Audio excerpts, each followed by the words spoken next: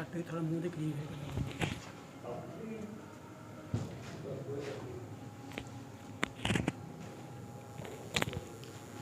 الحمدللہ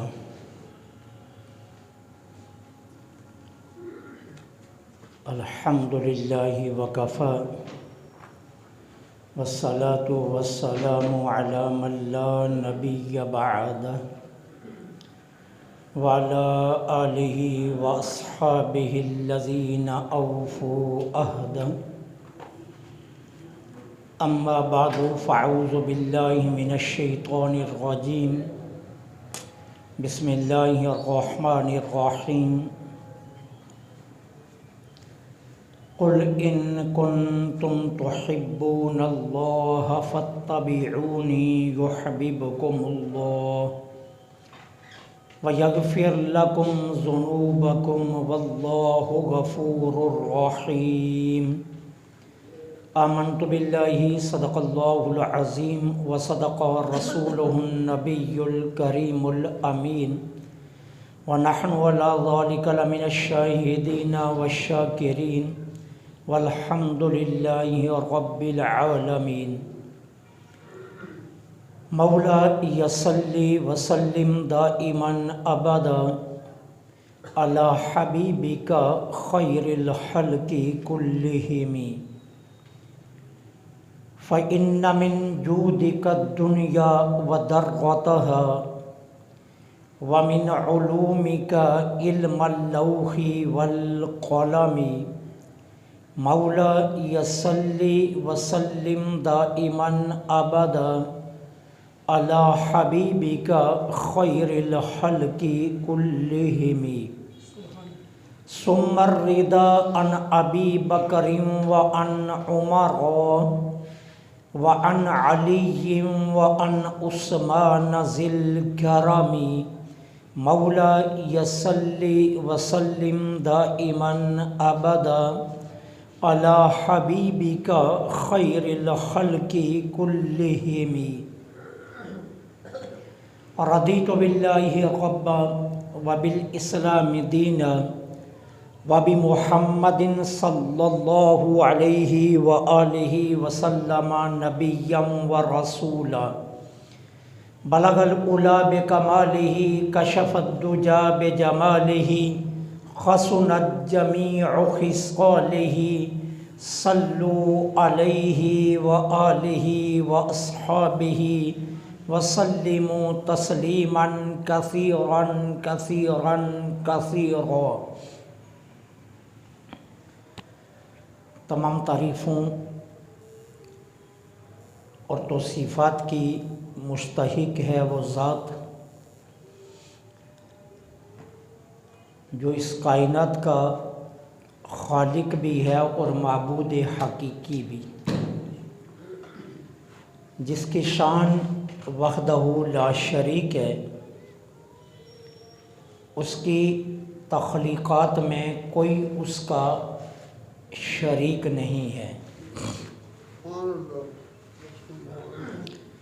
کائنات ارض و سما کے ہر ذرے کے بدلے میں تا قیام قیامت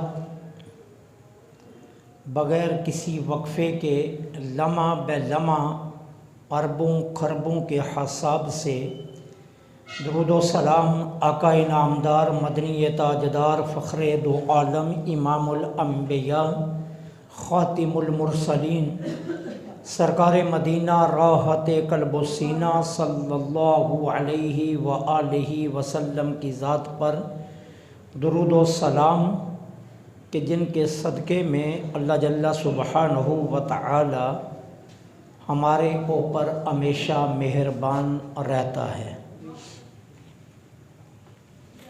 ذی وقار محترم اور محتشم سامعین، تصوف کسی خاص صفت کا نام نہیں ہے. یہ لفظ جب عوام الناس میں مشہور و معروف ہوا تو ارباب لغت نے اس کے متعلق کئی اقوال نقل فرمائے۔ کسی نے کہا کہ یہ صوف سے بنا، اور جو لوگ اون کا لباس پہنتے تھے یا گدڑیاں پہنتے تھے انہیں صوفی کہا جانے لگا، اور وہیں سے تصوف کا تصور بھی ابھرا۔ الغرض اس طرح کے کئی ایک اقوال ارباب فکر و دانش نے اپنے اپنے مقامات پر نقل فرمائے ہیں، لیکن اس حقیقت سے کسی بھی صاحب حقیقت نے آج تک انکار نہیں کیا کہ تصوف اور معرفت کی روح یہ اتباع سنت ہے۔ اتباع سنت کے بنا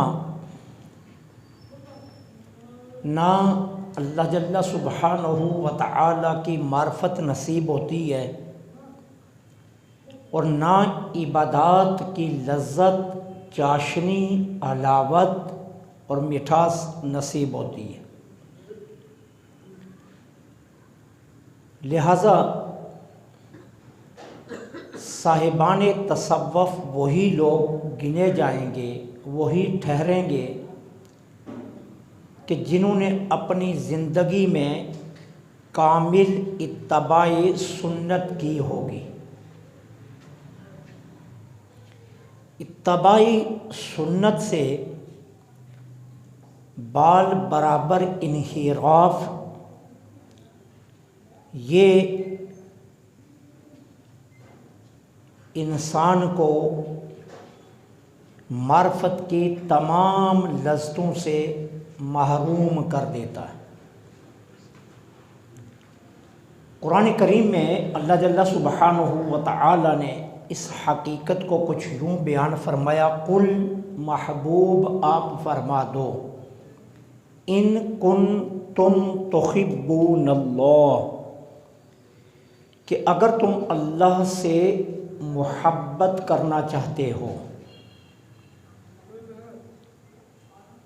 تو فاتبعونی، تو میری اتباع کرو۔ اب یہ بات بڑی عجیب سی ہے، محبت کا دعویٰ کسی اور کے لیے ہے اور اتباع کسی اور کی۔ کہا یہ جا رہا ہے کہ لوگوں سے فرما دو اگر تم اللہ سے محبت کرنا چاہتے ہو تو اب آنا یہ چاہیے تھا، قل ان کنتم تحبون اللہ فاتبعوا اللہ، کہ اگر تم اللہ سے محبت کرنا چاہتے ہو تو اللہ کے احکامات کی اتباع کرو۔ لیکن قرآن نے یہ نہیں فرمایا، قرآن نے یہ فرمایا کہ اگر تم اللہ سے محبت کرنا چاہتے ہو تو فاتبعونی، میرے محبوب کی اتباع کرو۔ اب اس کے بعد یحببکم اللہ، اللہ تم سے اس اتباع کے بدلے میں خود بخود محبت شروع کر دے گا۔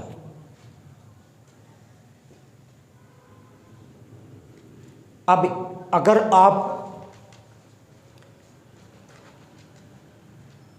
عربی زبان سے واقف ہوں، عربی کے قواعد و ضوابط آپ جانتے ہوں، تو پھر یہ آیہ کریمہ آپ کے لیے بہت سہل ہے،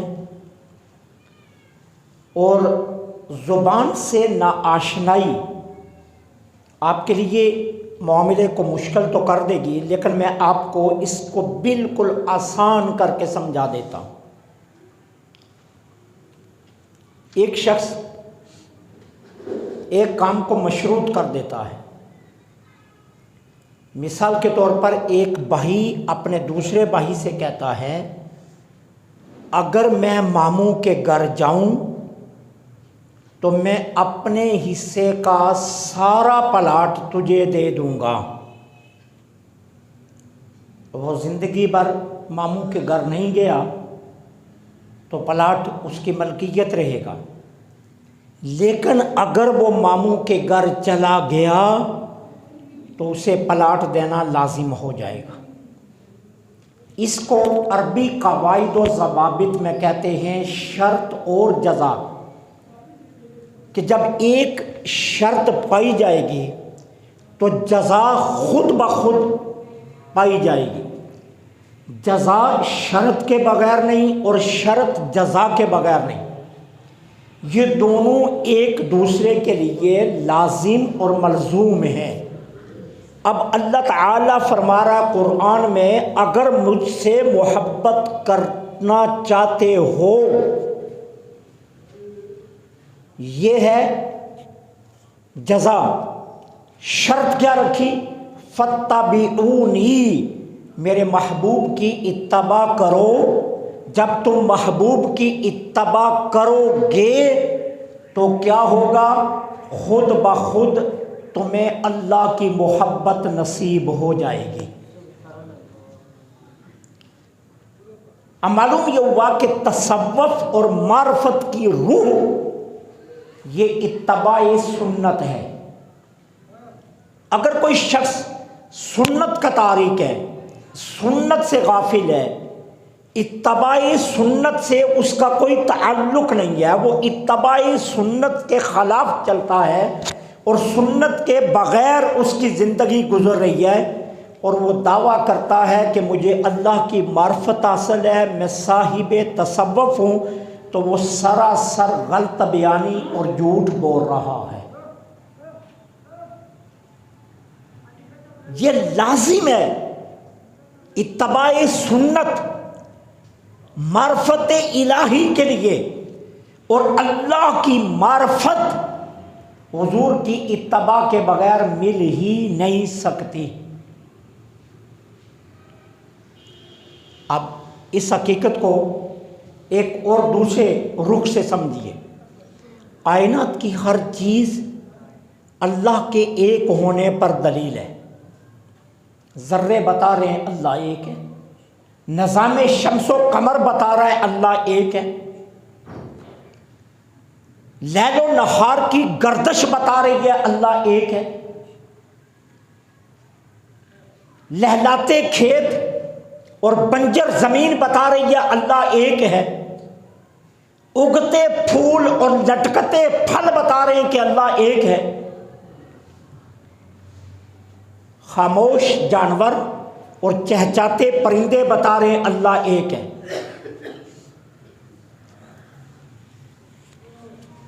پانی کی روانی اور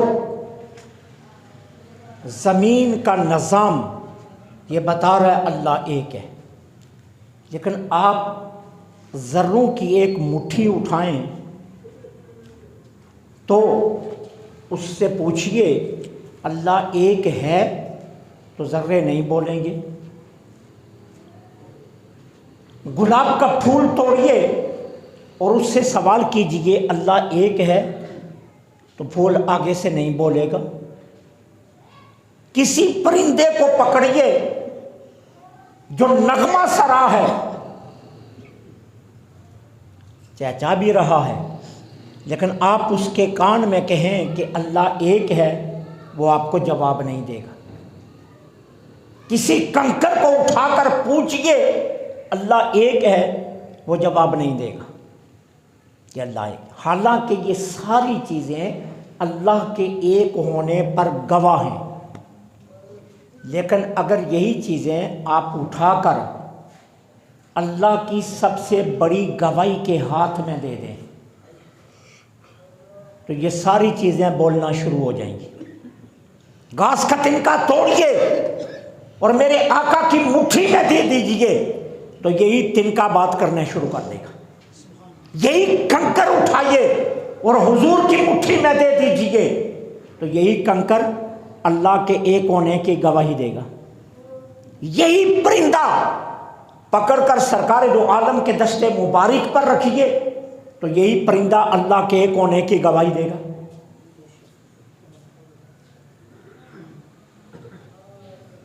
اب معلوم کیا ہوا، کائنات کا ہر ذرہ اللہ کی ایک ہونے کی گواہی دیتا ہے، لیکن سب کی گواہیاں خاموش ہیں۔ گواہی ناطق وہ حضور کی ذات ہے، اور جب یہ بات سچی ہے جس میں کوئی شک و شبہ بھی نہیں، تو پھر اللہ کی معرفت کے لیے حضور کی اتباع لازم ہے۔ اگر حضور کی اتباع نہ کی جائے تو اللہ کی معرفت کسی صورت میں بھی حاصل نہیں ہو سکتی۔ لہذا تصوف اور معرفت کی روح حضور کی اتباع ہے۔ قرون اولا کہ تمام صوفیاء کرام کو دیکھیے، وہ حضور داتا علی اجمیری ہوں یا حضرت جنید بغدادی ہوں، معروف کرخی ہوں یا حسن بصری ہوں، وہ فضیل بن عیاض ہوں یا ابراہیم بن ادم ہوں، وہ علی اجویری ہوں یا معین الدین چشتی ہوں، وہ فرید الدین گن شکر ہوں یا نظام الدین اولیاء ہوں، اور اولیاء کے سرخیل شیخ عبد القادر جیلانی ہوں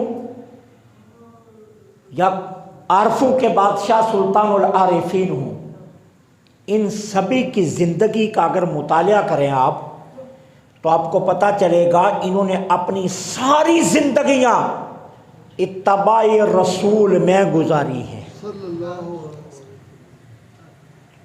اور ایک بال کے برابر جتنی تاخیر اتباع کی، سنت کی اتباع میں نہیں کی، اور نہ اس کے بغیر گزاری۔ آپ اندازہ کیجئے، حضور مجدد الفسانی شیخ احمد سرہندی فاروقی رضی اللہ تعالی عنہ کے متعلق سیرت نگاروں نے لکھا ہے، ایک مرتبہ آپ بیت الخلاء میں گئے اور فوراً واپس آ گئے، پھر واپس آ گئے اور پھر دوبارہ گئے، تو پوچھا گیا حضرت یہ عمل کیوں کیا گیا؟ فرمایا غلطی سے بیت الخلاء میں پہلے میرا دایاں پاؤں چلا گیا تھا، اور یہ عمل سنت کے خلاف ہے، پہلے بایاں پاؤں رکھنا تھا، میں نے بھول کر دایاں رکھ دیا، اس لیے میں پلٹ کر فوراً واپس آ گیا اور دوبارہ میں سنت کے مطابق بیت الخلاء میں داخل ہوا۔ اتنی باریکی تک اتباع سنت کا خیال ہے، اتنی گہرائی تک سنت پر نظر ہے۔ یہ ہے تصوف اور معرفت کی حقیقت، کہ تصوف و معرفت کسی کتاب کا نام نہیں، کسی درس کا نام نہیں، کسی سبق کا نام نہیں، کسی مشق کا نام نہیں، اصل میں تصوف اور معرفت الہی نام ہے حضور کی اتباع کا۔ جو آقا کریم کی کامل اتباع کرتا ہے اسے خود بخود اللہ کی معرفت نصیب ہو جاتی ہے۔ صحابہ کرام علیہم الرضوان اپنی ساری زندگیاں کس بات پر وقف کی؟ حضور کی اتباع پر، حضور کی اطاعت پر۔ اور حضور کی اطاعت کتنی اہم ہے؟ جمعۃ المبارک کا دن ہے، سرکار علیہ الصلاۃ والسلام نے ایک لشکر تیار کیا جنگ پر بھیجنے کے لیے، صحابہ کا، مجاہدین کا۔ نماز فجر کے بعد حضور نے حکم دیا لشکر مدینہ طیبہ سے کوچ کرے۔ اب تمام صحابہ چلے گئے، حضرت عبداللہ بن رواحہ رضی اللہ تعالی عنہ، اب ذرا بات بڑی قابل توجہ ہے اور اسے بڑی توجہ سے سننا، اس نیت سے ٹھہر گئے۔ اب نیت دیکھنا کتنی اچھی نیت ہے، میدان میں جاؤں گا، پتہ نہیں شہید ہو جاؤں گا، دوبارہ مدینہ زندہ پلٹنا نصیب بھی ہوگا یا نہیں ہوگا، اس لیے اپنی زندگی کا آخری جمعہ حضور کے پیچھے پڑھ لوں۔ کتنی خوبصورت نیت ہے۔ اب لشکر چلا گیا، عبداللہ بن رواحہ نہیں گئے، گھوڑے کو خوب تیار کر لیا، سامان گھوڑے پر باندھ دیا اور نیت یہ کی کہ نماز جمعہ کا سلام پھرے گا، اٹھوں گا، اپنا گھوڑا دوڑاؤں گا اور لشکر کتنا دور گیا ہوگا، جتنا بھی دور گیا میں لشکر میں شامل ہو جاؤں گا۔ چونکہ جو مجاہدین کی فہرست بنی تھی اس میں عبداللہ بن رواحہ کا نام شامل تھا۔ جو حضور کی بارگاہ میں فہرست آئی کہ یہ مجاہدین جہاد کے لیے جائیں گے، ان میں حضرت عبداللہ بن رواحہ کا نام شامل۔ اب ہوا کیا، عبداللہ بن رواحہ اس خوبصورت نیت کے ساتھ مدینہ میں ٹھہرے رہے۔ نماز جمعہ کا وقت ہوا، صفیں بن گئی، حضور منبر پر خطبہ دینے کے لیے تشریف لائے تو سرکار کی نظر کرم اٹھی تو عبداللہ بن رواحہ کے چہرے پر پڑ گئی۔ اچھا، نماز جمعہ سے فارغ ہوئے، سرکار نے فرمایا عبداللہ بن رواحہ ادھر آؤ، میں نے حکم دیا تھا کوچ کرنے کا، تم مجاہدین کے ساتھ کیوں نہیں گئے؟ عرض کہ اللہ کے حبیب، میں جہاد سے بھاگا نہیں ہوں، یہ دیکھیے مسجد نبوی کے باہر میرا گھوڑا تیار ہے اور اوپر سامان بھی لدا ہوا ہے۔ نیت یہ کی تھی کہ پتہ نہیں جہاد سے زندہ واپس آؤں گا یا نہیں آؤں گا، چلو اپنی زندگی کا آخری جمعہ تو اپنے آقا کے ساتھ پڑھ لوں۔ کتنی خوبصورت نیت ہے، لیکن اس کے مقابلے میں حضور کا فرمان سنیے۔ میرے آقا کریم نے کیا فرمایا؟ عبداللہ بن رواحہ، اگر تو ساری دنیا کی دولت اکٹھی کر کے اللہ کی راہ میں خرچ کرے تو ان کے ثواب کو نہیں پہنچ سکتا جو صبح نکل گئے، جو صبح چلے گئے ان کے ثواب کو تم نہیں پہنچ سکتا۔ اب میں پوچھتا ہوں وجہ کیا تھی؟ وجہ یہ تھی کہ اصل دین، اصل تصوف، اصل معرفت نام ہے حضور کی اتباع کا، اور جو صبح نکل گئے انہوں نے حضور کی اتباع کی، حضور کا حکم سنا، انہوں نے یہ نہیں کہا واپس آنا ہے یا نہیں، انہوں نے یہ نہیں سوچا کہ آج زندگی کا آخری جمعہ پڑھ لیں آقا کے ساتھ، انہوں نے کہا نبی کا فرمان ہے چلو نکلو۔ اب حضور کے فرمان پر چلے گئے۔ سرکار نے فرمایا عبداللہ بن رواحہ، تو ساری دنیا کی دولت اکٹھی کر کے اللہ کی راہ میں دے تو جو نکل گئے ان کے ثواب کو نہیں پہنچ سکتا۔ اس لیے یہ بات یاد رکھنا، تصوف اور معرفت کسی مشق کا نام نہیں ہے، تصوف و معرفت نام ہے حضور کی اتباع کا۔ جو جتنا کامل اتباع میں ہوگا وہ اتنا ہی اللہ کی معرفت کے قریب چلا جائے گا، اسے اتنی ہی معرفت نصیب ہوگی۔ اس لیے اہل تصوف نے بنیادی طور پر جو نصاب مرتب کیا ہے معرفت الہی کا، اس نصاب کی بے شمار شکیں رکھی گئی ہیں، لیکن شروع میں 5 قانون دیے گئے تصوف کے لیے، معرفت کے لیے۔ سب سے پہلا قانون کیا دیا گیا؟ اخلاص فی النیہ، کہ نیات میں اخلاص ہو۔ یہ پہلا درس ہے تصوف والوں کے لیے، معرفت والوں کے لیے، اللہ کی راہ پر چلنے والوں کے لیے، حضور کی اتباع پر چلنے والوں کے لیے۔ سب سے پہلا سبق کیا؟ اخلاص فی النیہ، کہ اپنی نیات میں اخلاص پیدا کرو۔ اور اخلاص فی النیہ کیا ہوتا ہے؟ آپ کا ہر عمل صرف اللہ کے لیے ہو، ما سوا اللہ، اللہ کے ما سوا کا تصور آپ کے دلوں سے مٹ جائے.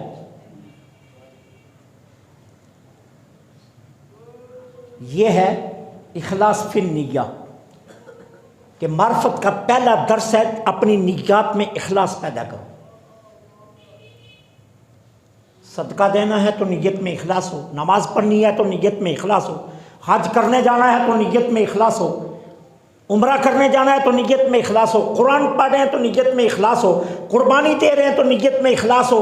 کوئی بھی آپ عمل کر رہے ہیں تو وہاں آپ کی نیت کے اندر اخلاص ہو. اخلاص فی النیہ یہ سب سے پہلا سبق ہے معرفت الہی کا، کہ اگر آپ اللہ کی معرفت چاہتے ہیں، آپ یہ چاہتے ہیں کہ آپ اللہ کے بندے بنیں، تو پھر اس کے لیے سب سے پہلا درس اخلاص فی النیہ آپ کو لینا پڑے گا. اپنے تمام اعمال میں اخلاص پیدا کرنا ہوگا نیات کے اندر. اب اس کے بعد دوسرا سبق کیا ہے؟ علم نافع. علم کے بغیر آپ اللہ کو نہیں پہچان سکتے. لیکن علم کون؟ علم نافع. بیالوجی، میتھ، انگلش، کیمسٹری، میں ان کا منکر نہیں ہوں، یہ ضرور بے ضرور ہونے چاہیے، لیکن یہ ذیلی ہیں، یہ اصل نہیں ہے. یہ یاد رکھنا، یہ ذیلی علوم ہے. اور ہم اتنے بے وقوف لوگ ہیں، ہم ذیلی علوم کے لیے لاکھوں روپیہ خرچ کر دیتے ہیں، لیکن اصل علم کے لیے ہمارے پاس کوئی پیسہ نہیں ہوتا. میں نے آج تک کسی سکول کے اندر لاؤڈ سپیکر پر اعلان نہیں سنا اپنے بچے سکول بھیج دو ٹائم ہو گیا ہے.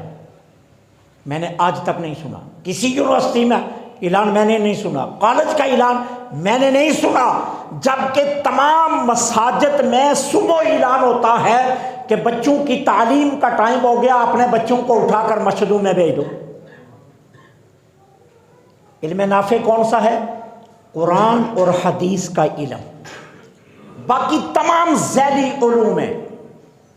اب یہاں ناراض مت ہونا، ایک بچے کے پاس ڈگری ہے کیا؟ MBBS کی، پرائیویٹ تھکے ہوئے میڈیکل کالج میں بھی اگر آپ MBBS کریں تو تقریباً 60 لاکھ روپیہ لگتا ہے تھکے ہوئے میں، اور اگر آپ اچھے میں کریں تو 1 کروڑ روپیہ خرچہ ہے. اگر بیٹا ڈاکٹر ہے آپ کا، لیکن آپ کے بیٹے کو 6 کلمے نہیں آتے، ایمان کی صفتیں نہیں آتی، نماز جنازہ نہیں آتی، نماز کے اندر پڑھنے کے لیے اتنا قرآن یاد نہیں ہے کہ جس سے وہ نماز کی ہر رکعت میں بدل کر سورت پڑھ سکے، تو آپ اسے کہیں گے میرا بیٹا پڑھا لکھا ہے. لیکن اسلام کہتا ہے اس سے بڑا جاہل ہی کوئی نہیں. اسلام یہ کہتا ہے اس سے بڑا جاہل کوئی نہیں ہے. اب اس جہالت کا اندازہ دیکھ لیجئے. باپ مر گیا، بیٹے کو نماز جنازہ نہیں آتی، باپ مر گیا، بیٹے کو فاتحہ پڑھنی نہیں آتی. اب خود بیٹا مر گیا، قبر میں گیا، فرشتے آئے، MBBS کی ڈگری رکھی، فرشتے ٹھوکر ماریں گے پاؤں کی اور کہیں گے یہاں MBBS کی ڈگری نہیں چلتی، یہاں صرف قرآن کی ڈگری چلتی ہے، یہاں فقط قرآن کی ڈگری چلتی ہے. قرآن و حدیث علم حقیقی ہیں اور باقی تمام علوم ذیلی علوم ہیں، ان کی حیثیت دوسری ہے. لیکن ہم اتنے بے وقوف ہیں کہ ہم اصل کو چھوڑ کر ہم ذیلی کے پیچھے ساری زندگیاں اور سارے سرمایہ لگانے کے لیے تیار ہیں. مسجد میں مفت تعلیم دی جا رہی ہے، حتیٰ کہ مساجد میں یسرنا القرآن اور قرآن پاک بھی مفت مہیا کیا جا رہا ہے، لیکن ہم یہ نہیں لینا چاہتے. اور جہاں پریپ میں 3500 4000 فیس ہے، وہاں ہم فخر سے اپنے بچے چھوڑ آتے ہیں. پھر گلا کیا ہے؟ جی بیٹا اپنا فرمان ہے. گلا کیا ہے؟ بیٹا بات نہیں مانتا. گلا کیا ہے؟ میں نے اپنا ساری دولت لگائی، پڑھ کر جب نوکری پر لگا تو وہ اب کہتا ہے میں بیوی کو لے کر الگ رہوں گا. اگر اسی بچے کو ساتھ آپ نے قرآن پڑھایا ہوتا، اگر اسی بچے کو آپ نے ساتھ حدیث پڑھائی ہوتی، وہ بچہ کبھی نافرمان نہ ہوتا، کبھی بھی نافرمان نہ ہوتا۔ نتیجہ آپ کے سامنے۔ تو اس لیے معرفت الہی کا جو دوسرا اصول ہے وہ ہے علم نافع۔ اور علم نافع کس کو علم کو کہیں گے؟ قرآن و حدیث کو۔ باقی کوئی علم علم نافع نہیں ہے، باقی تمام علوم دنیا کمانے کے لیے ہے۔ یہ واحد علم ہے جس میں دنیا بھی ہے، جس میں آخرت بھی ہے۔ سبحان اللہ۔ بیٹا اگر پروفیسر ہوا، قیامت کے دن ماں باپ کی بخشش نہیں کروا سکے گا۔ اگر بیٹا حافظ قرآن ہوا، صرف ماں باپ کی نہیں، دادا تک اور نانا تک بخشش کروانے جائے گا۔ سبحان اللہ۔ دادا سے لے کر نانا تک وہ بیٹا بخشش کروائے گا۔ یہ علم نافع ہے۔ اللہ کی معرفت کے لیے جو علم چاہیے وہ علم نافع چاہیے، علم غیر نافع نہیں ہے، علم نافع چاہیے۔ اور آپ سے ایک اور بات عرض کرنے لگا ہوں، آپ مجھے بتائیے حضور سے بڑھ کر کائنات میں کوئی طبیب ہوا ہے؟ نہیں۔ آپ کا کیا خیال ہے؟ MBBS ہی بتاتی ہے کہ بیماریوں کا علاج کیا ہے؟ خدا کی قسم میرے نبی کی تعلیمات کو پڑھو، حضور کی جو خوراک ہے، حضور نے جس طرح زندگی گزاری ہے، حضور کی جو سیرت پاک ہے، اس کو پڑھو تو آپ کو کسی MBBS ڈاکٹر کی ضرورت ہی نہیں رہے گی۔ مدینہ طیبہ میں حبشہ کے نجاشی بادشاہ نے ایک حکیم بھیجا، اور حکیم کو کیا کہا؟ تم جا کر مدینہ طیبہ میں مطب کھولو، اور کیا کرنا؟ جو صحابی بیمار ہو اس کا علاج کرنا، بل بناتے جانا، اس سے پیسے مت لینا، دوائی مفت، نبض چیک مفت، تمام علاج مفت، اور بل بنا کر مجھے بھیجتے جانا، میں سارے بل ادا کروں گا۔ طبیب سب آگے۔ کون طبیب؟ شاہی طبیب تھا، بادشاہ سلامت کا اپنا طبیب تھا، شاہی حبشہ کا اپنا طبیب تھا، جسے مدینہ طیبہ میں بھیجا گیا۔ انہوں نے آ کر مطب کھولا، کئی دن کئی مہینے گزر گئے، ایک بیمار بھی نہ آیا۔ تھک ہار کر مدینہ کے لوگوں سے پوچھنا شروع کر دیا، تم بیمار نہیں ہوتے؟ کہا نہیں، ہم تو نہیں ہوتے بیمار۔ وہ کیا ہوتا ہے بیماری؟ ہم تو بیمار نہیں ہوتے۔ اچھا بالفرض اگر کسی کو بخار ہو جائے تو کیا کرتے ہو؟ ہم اپنے آقا سے پوچھ لیتے ہیں، آقا جو علاج فرماتے ہیں وہی کر لیتے ہیں۔ سبحان اللہ۔ اچھا یارو تمہیں کوئی بڑی بیماری نہیں لگتی؟ جی نہیں لگتی۔ اچھا ایک بات بتاؤ کیوں نہیں لگتی؟ کہنے لگے ایک اصول رکھا ہے، سرکار نے فرمایا ہے کہ کھانا اس وقت کھاؤ جب بھوک لگی ہو، ابھی بھوک باقی ہو تو کھانا کھانا چھوڑ دو۔ نیند اپنی پوری لو لیکن ضرورت سے زائد مت سو، رات کو جلدی لیٹ جاؤ، صبح جلدی اٹھو، محنت کرو، مشقت کرو، کھا کر بیٹھے نہ رہو، رات کا کھانا بستر پر مت کھاؤ، کھانے کی جگہ پر دسترخوان پر کھاؤ، زمین پر بیٹھ کر کھاؤ، اور سادہ غذائیں کھاؤ، اور رات کے کھانے کے بعد کم از کم 40 قدم ضرور چہل قدمی کرو۔ یہ اصول ہمارے آقا نے ہمیں دیے۔ حکیم صاحب نے اپنا سامان باندھا، کہا جن کے پاس یہ اصول ہوں وہ کبھی بیمار نہیں ہو سکتے۔ سبحان اللہ۔ تو MBBS کی ڈگری ہی بیماریاں دور کرتی ہے، قرآن بھی بیماریاں دور کرتا ہے۔ قرآن خود کہہ رہا ہے ہم نے وہ کتاب نازل کی ہے جس کے اندر اللہ نے ساری بیماریوں کی شفا رکھی ہے۔ سورہ بنی اسرائیل پڑھ کر دیکھ لو، سبحان اللہ۔ سبحان اللہ۔ ساری بیماریوں کی شفا اللہ نے قرآن میں رکھی ہے۔ بے شک، بے شک۔ ہم سمجھتے ہیں ہمارا بیٹا MBBS ہوگا تبھی ناموری ہوگی۔ ہاں فرق اتنا ہے کہ نوٹ MBBS سے آتے ہیں، قرآن سے نہیں آتے، یہ فرق ہے، یہ میں مانتا ہوں، اس کو میں تسلیم کرتا ہوں۔ اس لیے اللہ کی معرفت کے لیے جو دوسرا اصول رکھا گیا ہے وہ ہے علم نافع، کہ علم نافع آپ کو اللہ کی معرفت دے گا۔ اور علم نافع کیا ہے؟ قرآن اور حدیث۔ اگر قرآن و حدیث کا علم آپ کے پاس نہیں ہے تو پھر آپ سے بڑا جاہل کوئی نہیں ہے، چاہے آپ پروفیسر ہیں، چاہے PhD ہیں, چاہے آپ ڈاکٹر ہیں, مجھے اس سے کوئی غرض نہیں, ناراض ہوں راضی ہوں, آپ جاہل ہیں.